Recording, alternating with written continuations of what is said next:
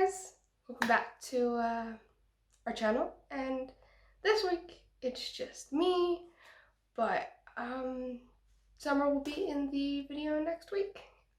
This week I would actually like to talk about something that's quite close to me, which is that in November it is Pancreatic Cancer Awareness, specifically November 21st, and I would like to talk about why this is important to me and why I think, I don't know, donate if you can. Of course, you don't have to, and if you can't, that's okay too. I just think it's something that people forget about, that even I never thought I would be affected by somebody who would have cancer, and it's actually something that I think is good to spread awareness about.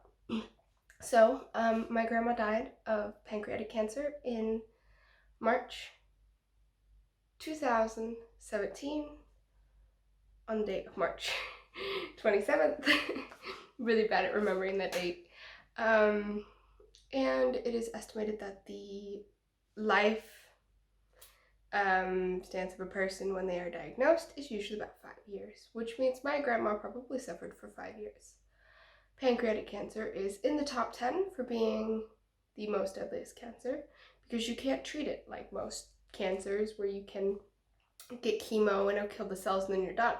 You physically have to go in and cut out the organs that have been affected by this cancer. And this cancer is also quite hard to find out that you have because it hides itself in very many different ways. Like my grandma had fibromyalgia, for instance, which is some of the symptoms that show along with pancreatic cancer, so lower back pain and things such as that come along with that. I'm very, very nervous to talk about this because it's something that's really close to me and something that takes a toll on somebody. I think if anybody's ever experienced death, I think they will definitely agree with me that it's hard. It is hard. You constantly think of that person, especially if you were close. I was best friends with my grandma, and she was the kindest, most generous person that I ever knew. And yeah, her life was cut short, but I also know that it's part of life. People die, and it really is unfortunate that she died as soon as and as early as she did. But she was amazing at being a grandmother. She was great at being who she was. She was crazy, she was wild, she made crazy faces, and she didn't care what other people thought of her. But seeing somebody die in front of you, or seeing them dying in front of you, is one of the hardest things that I think I will ever experience. I don't think anything comes close to that. Watching somebody you love suffer in immense pain, immense everything. It was hard. It was hard for me. It was hard for my dad. Shout out to my dad for being a great father and being there for me, even though I was so closed off. When my grandma died, it was hard. It's a little bit before I was graduating and exams, and I just got depressed. I was not happy. Of course you're not happy. Somebody died, but it's something that I hope in the future that there is something where somebody can be diagnosed sooner, because pancreatic cancer is something that is not easy to find. It's usually found in the later stages, and yeah, it's something that I think that needs focus on. Not just pancreatic cancer, but cancer in general. Cancer is still a serious problem, and sadly it's hard for those who suffer by it. And I can tell as a first person experience that it's a second person, whatever. It's very hard to talk about this. I feel all the emotions coming up, but I know that there are times when I think about her and I go, I wish I could have done something. I wish I would have noticed sooner.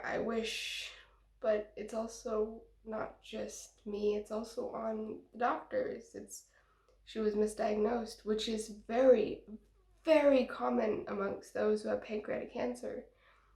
I know a survivor from pancreatic cancer, and it was just because they pushed to be tested for it. It had nothing to do with anything else. They were, oh, well, it's just because you have this. Well, no, you test me. And here, they do it because if it's what you want, they'll do it, unless they see it as unnecessary. But they will do it if it's something you really want to happen.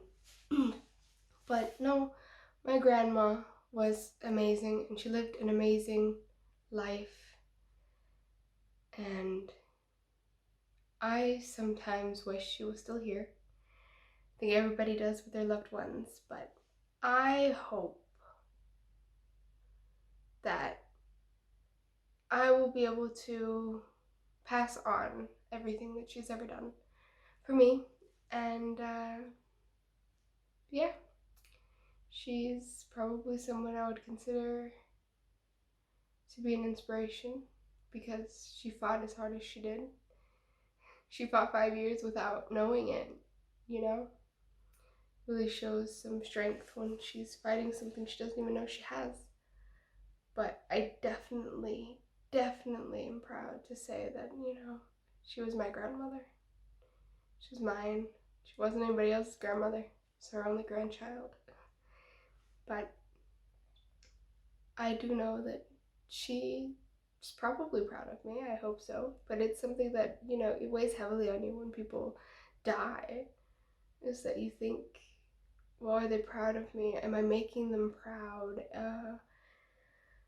Oh, I wish I could have, told them about this, or they've met this person that means a significant amount to me in my life. But it's quite hard when they're not there, and it's something that weighs on people. It weighs on me. I wish she was here.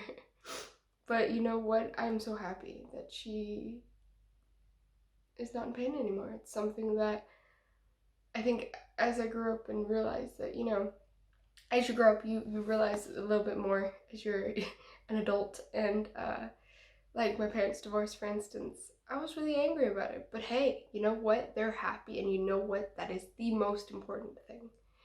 Same with this. She died. I'm upset, but she's not in pain. She had fibromyalgia before she had cancer. And guess what? I'm just happy that she got to see me turn 18. She lived to see me turn 18.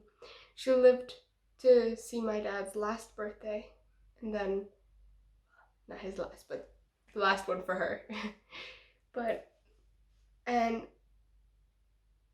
I don't think I'd change it. I mean, yeah, maybe I would go, oh, well, I wish she could have made it to my graduation. Sure. But I'm glad that she isn't in pain anymore. It's something that, is probably a very adult thing to say, but, it's true. I am happy she's not here and in pain. It's not fair. But I do want to share a little bit about this story because it's a bit fairy tale like.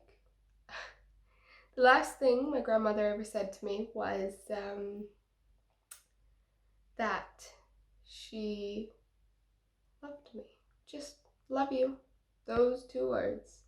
Those two words have meant so much to me over the past years that I don't like when other people say them to me, because it's the last thing my grandmother ever said to me. That week later, she was in the hospital for only a week before she passed away, and I went to visit her, and I said to her, she was on morphine and whatnot. She was, they were trying to control her pain so she could get a scan to see if she had cancer, because she wasn't, they didn't know she had cancer until she died. And I told her, we're gonna be okay. If you go, it's okay to let go, because I'll be okay. And Dad'll be okay. And I think we left about 20 minutes after that. And my dad got a call, I think half an hour or something after that, and she had passed away. And I think a part of me wants to say she just wanted to make sure that we were gonna be okay before she let go. But I'm happy that she's not in pain and she's just, you know, she's a free soul wandering the earth or whatever she's doing. Or whatever you believe in or whatever. I don't really know what I believe in, to be honest, if I'm honest. I mean, there are days where I have to give myself that comfort to believe that she's looking down on me, but I don't know. I just think it's very fairy tale like that's how the last moments of her life were, and I can't say that I would change that. But I do think that cancer is something we need to figure out. She was diagnosed so late after she died, and I hope that in the few coming years I can be able to make my own contributions to cancer awareness in the name of my grandmother, because she did a lot for other people, and I would like to continue that going on. I want to carry her legacy out and be that kindness in the world that shares love and shares everything else. I don't want things to be left undone for her and for me, of course. But yeah, and no, this video is a bit rambly, and I'm sorry. It's very hard for me to talk about. It's always hard for me to talk about it. I start crying and tearing up, and I got a little bit of a head cold. But no, I hope this video was okay for you guys, and we will see you next week with a new video. Bye. I had to get